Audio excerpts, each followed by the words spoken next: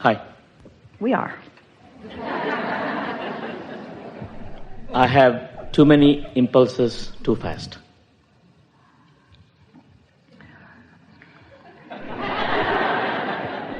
Well, let's think about that, because you wouldn't say that if there were no resistance. It's like, imagine being in an airplane high in the sky. You're 30,000 feet up there. You're going 500 or 600 miles an hour. You look out the window. It looks peaceful enough. But if you put that aircraft on the ground at that speed, with the resistance and the friction of the ground, the runway on the wheels, you'd feel the speed. And so it's the same sort of thing.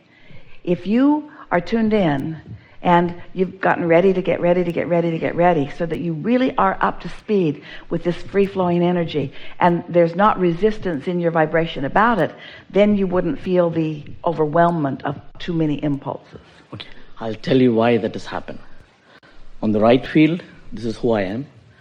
My alignment in this lifetime is I'm a great experimenter.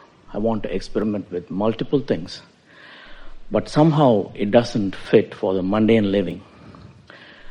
I'm akin what people call ADHD. On the contrary, I'm what the world sees as a high achiever.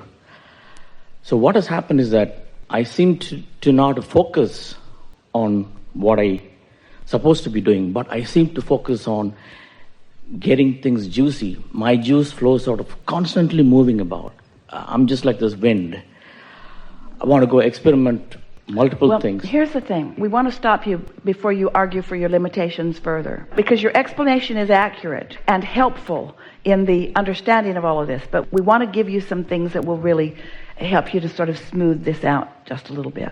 So, do you acknowledge that you can tap in to this source energy? Do you acknowledge that you can and often do tap in to this source energy? Absolutely. Yes. And do you acknowledge the power and clarity of the source energy? Oh, just delicious. And do you acknowledge that on some subjects, as you tap into that source energy, it flows more easily than on others? Yes. Therefore, do you acknowledge that on some subjects you hold more resistant that the source energy is finding than on others? Yes. So, is your method, do you think that if you just focus on the energy, the connection, that energy can just blast its way through any resistance? Okay, it happens spontaneously. I know. But see if you can just answer that question, just theoretically, in terms of concepts. Does it feel to you that if you could use one subject that you have no resistance about, and focus on that subject so that the energy is really flowing, and because you're focused upon a subject that has no resistance, you're not thinking about things and you're not thinking about projects, so you've set that dysfunction that they've given you the label for aside. Instead, you're just focused upon this subject where the energy flows, and you know it does, and you are feeling the satisfaction of the energy flowing. Yes.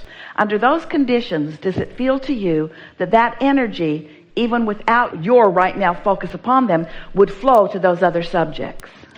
I think I can transport that energy to the other side. But you don't have to do it. You're not doing the transporting. You're picking the subject that lets it flow. And because you've already chosen all of those other desires, and those other desires are already in your vortex, then you being off the subject of those that hold resistance and on the subject of the one that holds no resistance allows the energy to move through to all of them. So the energy is clearing them all out without your attention to them. That was big. But if you then turn your attention to them, now you're not allowing the energy to flow, and now it's through action, and that's what makes you feel overwhelmed. It feels like you're having to do with action and words what you didn't do with your energy. Correct. I can give an example. Yes. You like that? I've been extraordinarily blessed with my family, my wife and children. My wife of 36 years. Beautiful children. They are self-sufficient, zero maintenance. I don't have to worry about them. They're on their own. So there are all those precious things in life, I seem to have achieved easily, just like that. But I have this high standard. Sometimes I have this self-immolation. I said, you haven't done this. You have not done. Well, cut that out. Because that you're doing right there is what's slowing it all down. That's why we're suggesting to you to stay off the subjects that make you do that and on the subjects that don't ask you to do that. And after you haven't done it for a while, you'll stop doing it. We want you to give yourself your award, your personal award, based upon the satisfaction factor, not based upon the manifested factor. So if you can keep focusing upon what is satisfying you, your no-maintenance family and how much you appreciate them, as you focus there, energy flows toward all of the things. You see, it's this belief that I've got to get that problem spot and I've got to work the bugs out of it that puts more bugs in it. And here's the thing. Ooh. You know how we ask you such a good question and you gave us such a good answer or response that when we said, do you believe that when you choose something and you focus upon it, same thing, choosing and focusing upon it, and energy flows toward it and you feel that clarity and exhilaration, do you believe that that energy, that consciousness is flowing to all the things that matter to you? And the answer to that is yes. Yes. So on the other side of this, do you understand that when you take that one subject that is a bugaboo for you and you focus upon that, you shut all the energy down to everything? Yes.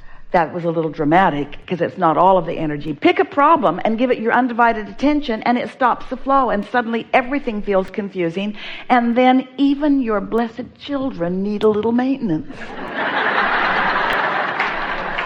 They do. They were maintenance free until you got all worried about something that had nothing to do with them and then your point of attraction even screwed that up.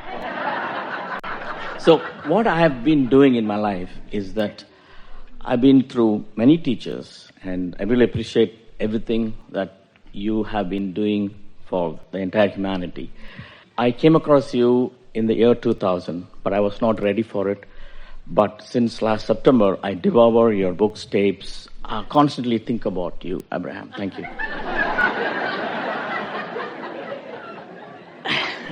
We're no maintenance. Yeah.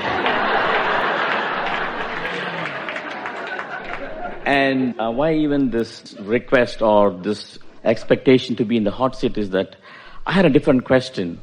And then I raised my hand, you didn't pick me up. And then two people came and then my question changed.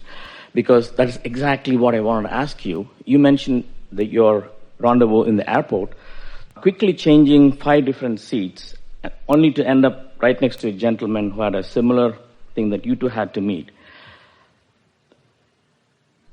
So for me, I've been like that. Like I keep going, I seem to be getting opportunities when people don't get, even if I screw up, things become okay, all that.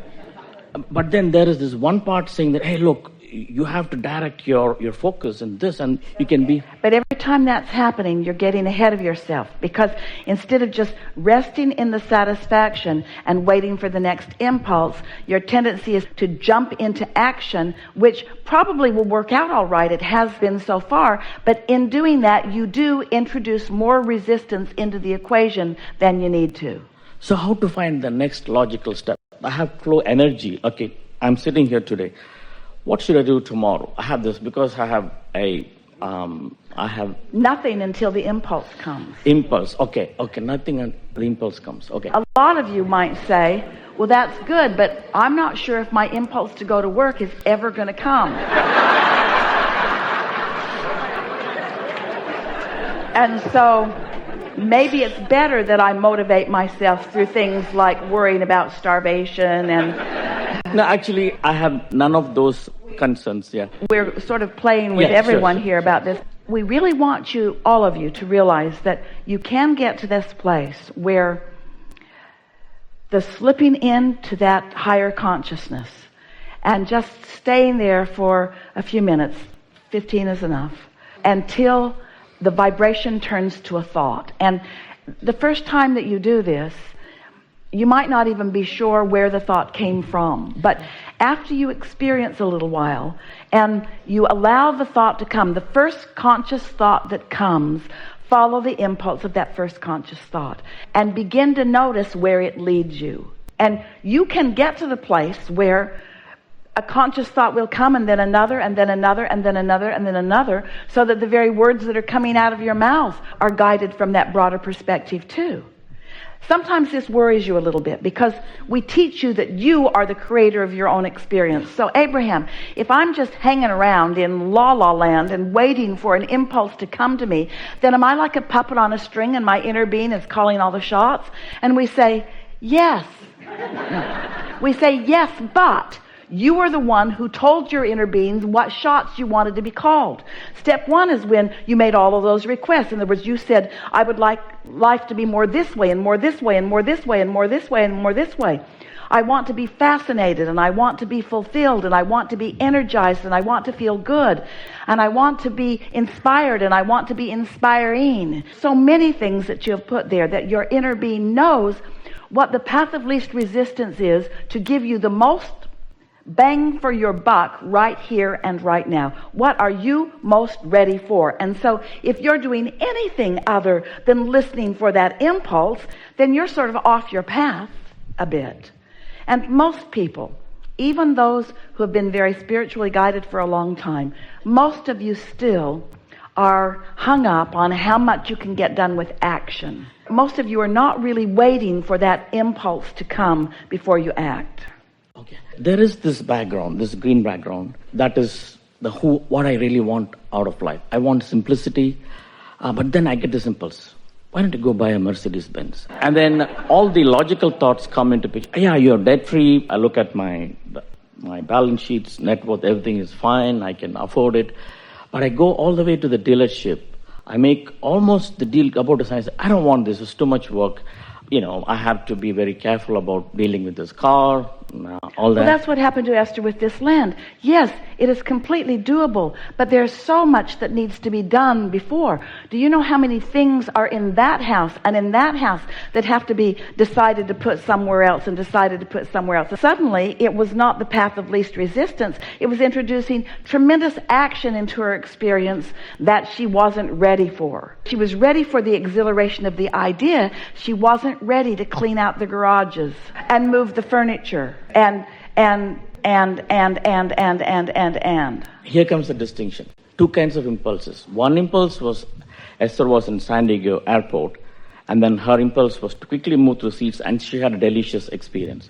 Here, I have this impulse of wanting to buy a car, but that impulse is not good. It didn't feel good in the end, just like you went to see a house on the beach, and then you moved from your right field to the left field, which you didn't relish in the end. So how to figure out what impulse to follow? Because both seem to be the same to start with. It's not what impulse to follow. It's getting a bead on the satisfaction factor that will lead you to the impulse. If you realize that it's not the Mercedes that you're looking for, it's feeling good. Feeling good, yes. And the Mercedes might lead you to feeling good, but how much more satisfaction is that luxury car than the luxury car you're already driving? I'm very happy with what I'm driving. So the idea of that impulse most likely came from something other than that pure alignment. It probably came from a little bit of boredom. Boredom, and then wanting to live with the Joneses sometimes. Yes. All that. Yes. So I don't want to be doing that. Or maybe there's something that's a little less satisfying with it now than there once was. But after you play with this a little while, you'll really be able to discern an impulse that comes from that meditative alignment we call inspiration. The impulse that comes from a little bit of dissatisfaction or boredom or other things like it, we would call motivation. If you're following inspiration, then there's little resistance and it just becomes more and more. But if you keep motivating yourself, and that's sort of that keeping up with, that's that comparing to other things, that's a little bit different.